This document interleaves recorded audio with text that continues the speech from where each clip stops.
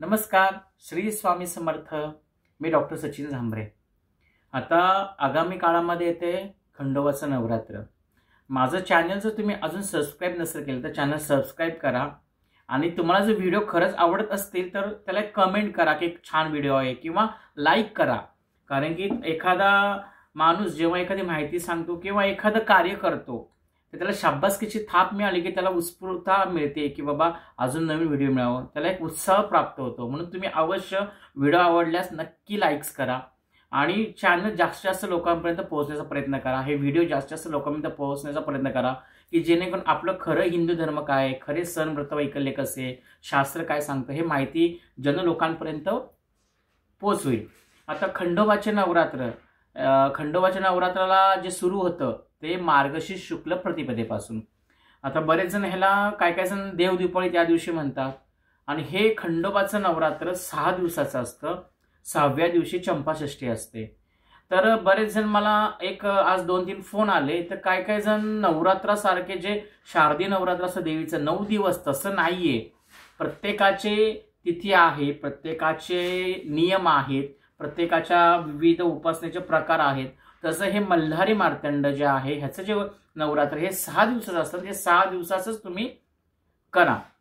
आता त्या दिवशी घट कसा बसवायचा तर बरेच जणांचे घट म्हणजे की काय की नवरात्र माती वगैरे, तर तसं बसवण्याची काही गरज नाहीये। कारण की जे शास्त्र चालतं, जे तुळजापूरमध्ये जे शारदीय नवरात्र तसं आपण तुळजापूरचा नवरात्रामधला घट बसवतो। जसं आता खंडोबा म्हणजे मेन ठिकाण जेजुरी आणि कडेपठारला ह्याच पद्धतीने घट बसवला जातो। त्या पद्धतीने मी घट सांगतोय घट कसा बसवायचा ते। आणि शक्यतो हे 6 दिवसाचं नवरात्र, तर 6 दिवसाचंच नवरात्र करा। 5 दिवस उपवास करायचा आणि 6व्या दिवशी चंपाषष्ठीला तळी भंडार करून भाकरीच्या आपण रोडगे करतो, रोडगे म्हणतात छोट्या भाकरी, त्याला परत आपण दिवे करतो, नागदिवे म्हणतात त्याला बाजूच्या पिठाचे। परत अजून आपण त्या दिवशी वांग्याचं भरीत करतो, कांद्याची पात करतो, हा नैवेद्य दाखवतो आणि ते घट उठवतो आपण। तर तुम्हाला आता मी घट कसा बसवायचा हे दाखवते। पहिल्यांदा बघा मी असा चौरंग घेतलाय, त्याच्यावरती हे पिवळं वस्त्र अंतरलंय। खंडोबाला पिवळं वस्त्र हे आवडतं म्हणून आपण खंडोबाच्या घटावर पिवळं वस्त्र अंतरतो। तर सर्वप्रथम हे असं भंडाऱ्याने हे असं चौक भरून घ्यायचा। पॉज करमध्ये हे बघा हा असा आपण हा चौक भरलेला आहे। तुम्ही असा चौक नाही भरला, तुम्हाला जर नाही आला तरी चालेल, तुम्ही पिवळं वस्त्र अंतरा आणि त्याच्यावरती एक मध्ये आपण जे ठेवतो तांदळाची आपण जी पाकळी म्हणतो किंवा आपण नेहमी धान्य ठेवतो आणि धान्यावरती आपण घट बसवतो। तर मोस्ट ऑफ आपण गहू मांडतो, पण मल्हारी मार्तंड म्हणजे जे खंडोबा आहेत हे शंकराचा अवतार आहे आणि रुद्राला तांदूळ चालतात म्हणून मी हे तांदूळ टाकलेत।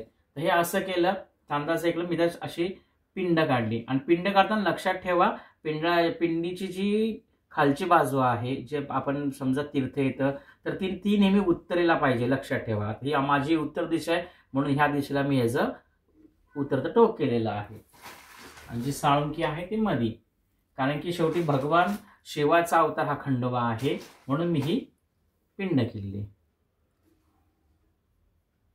अशा मी आपल्या तांदळाची पिंड काढली। त्या तांदळाच्या पिंडीवरती मी हा गडवा भरून ठेवतोय। गडवाला नेहमी मी आता कलशाचा मी व्हिडिओ टाकणारच आहे की कलश स्थापना किंवा खास एक मंगल कलश होतो, एक व्हिडिओ सेपरेट टाकणार आहे। पण लक्षात ठेवा नेहमी तुम्ही कुठलाही घट बसवता किंवा जे मूर्ती स्थापन करता वरती प्राणप्रतिष्ठा करता तेव्हा त्या कलशाला नेहमी वस्त्र गुंडायचं, लक्षात ठेवा। कारण की हे वस्त्र जे आहे म्हणजे दोरा गुंडायचा, तर हे वस्त्र आहे आणि जो कलश असतो तो वरुणाचं प्रतीक असतं, त्याचं हे वस्त्र म्हणजे हा जो दोरा गुंडाळतो आपण ते वस्त्र असतं। म्हणून अवश्य प्रत्येक ठिकाणी म्हणजे कुठल्याही कलशाला नेहमी हा दोरा असा गुंडाळायचाच, त्याचा जो तोंड असतं त्याला। ओके, आता असे 5 ठिकाणी 2 विड्याची पाने ठेवली, त्याच्यावरती मी खोबऱ्याची वाटी ठेवतो। खोबऱ्याची वाटी भंडाऱ्याने भरून सुद्धा ठेवू शकता। एक खारी घ्यायची, एक सुपारी घ्यायची आणि खळकोंडा, असे 5 ठिकाणी हे असे 5 विडे मांडायचे। हा जसा वेळ तसा हे बघा असे मी 5 विडे ठेवलेले आहेत। आपण 5 विडे का ठेवतो तर हे जे पंचतत्व आहेत, प्राण आहेत, पंचप्राण आहेत, पंचतत्व आहेत म्हणून मी हे 5 विडे मांडलेले आहेत। हे खोबऱ्याचे वाट्या मांडलेल्या आहेत, त्यात तुम्ही भंडाऱ्याने सुद्धा भरून ठेवू शकता किंवा असे ठेवू शकता। खारीक, सुपारी, हळकुंड 2-2 विड्याची पाने ठेवलेली आहेत। हा मध्ये मी तांदळाची पिंड काढली, मध्ये मी इथं पाण्याचा भरून गडवा ठेवलेला आहे, त्याच्यामध्ये 1 रुपयाने एक सुपारी टाकलेली आहे आणि त्याच्यावरती मी हे असं पूर्ण पात्र ठेवतो. पूर्ण पात्र म्हणजे तामण आहे, तामणामध्ये पूर्ण तांदूळ नेहमी अख्खे वापरा, अर्धे तांदूळ वापरू नका. आणि ह्या पूर्ण तांदळामध्ये मी हा असा मध्ये खंडोबाचा टाक ठेवणार आहे. जर तुमच्याकडे खंडोबाचा टाक नसेल तर तुम्ही वरती मूर्ती सुद्धा ठेवू शकता, किंवा मग तुमची इच्छा जर नसेल तर मग तुम्ही पूर्ण ह्याच्यावरती खंडोबाची मूर्ती ठेवू शकता. तुमचा खंडोबाची मूर्ती तुमची खूप मोठी आहे तर तुम्ही तिथे असं न बसवता डायरेक्ट पिंडीवरती वरती खंडोबाची मूर्ती बसवली तरी सुद्धा चालते, किंवा एकाच पाटावरती हा घट आणि समोर एक घट आणि त्यांना ठेवू शकता. किंवा अशा प्रकारे तामणामध्ये मी खंडोबाच्या घटाची स्थापना केली की बाबा हे पूर्ण पात्र झालं आणि हे 5 दिवस हा खंडोबाचा टाक हलवायचा नाही. आता परत खाली बघा, मी असे परत एक तांदळाची पिंड केलेली आहे, त्याच्यावरती सेम परत मी दुसरा नारळ ठेवलेला, एक गडवा ठेवलेला आहे. या गडव्यावरती सेम तुम्ही असा गडवा, त्यावरती सेम त्याच्यामध्ये 1 रुपया 1 सुपारी टाकली, त्याला असा दोरा गुंडळलेला आहे आणि हा पूर्ण एक नारळ मी त्याच्यावरती ठेवून देतोय घटावरती.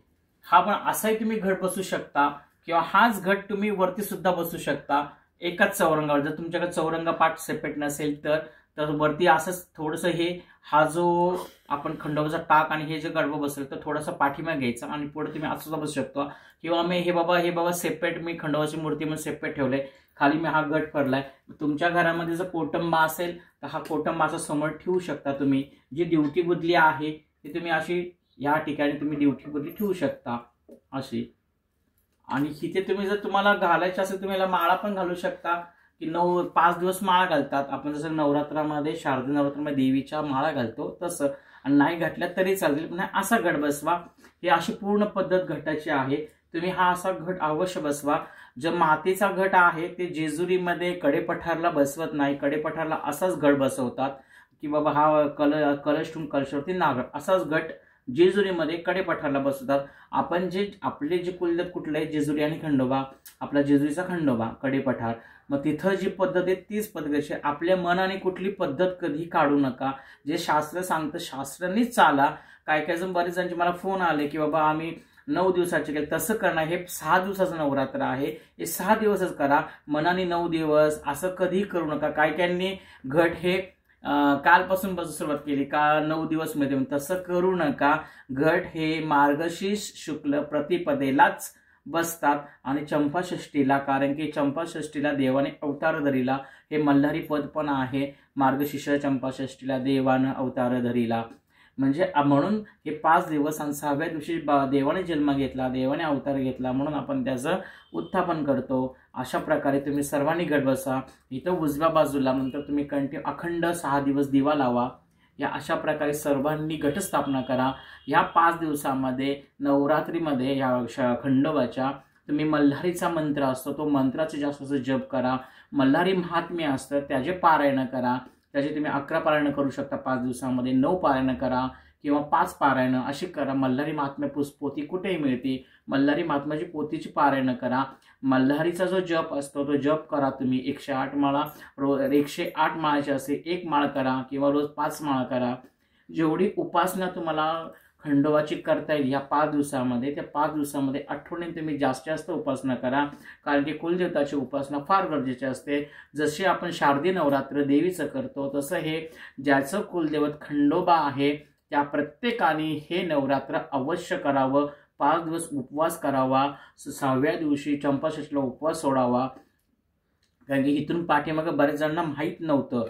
पण कसं माहीत नव्हतं की आपल्याला फक्त शारदीय नवरात्र माहिती होतं, पण खंडोबाच्या सुद्धा नवरात्र असतं. तर सगळ्यांनी ज्यांचं कुलदैवत, ज्यांच्या देवघरामध्ये खंडोबाचा टाक आहे त्या प्रत्येकाने हे घट बसवा आणि घरातल्या कुठल्याही एका कर्त्या पुरुषाने 5 दिवस उपवास करा.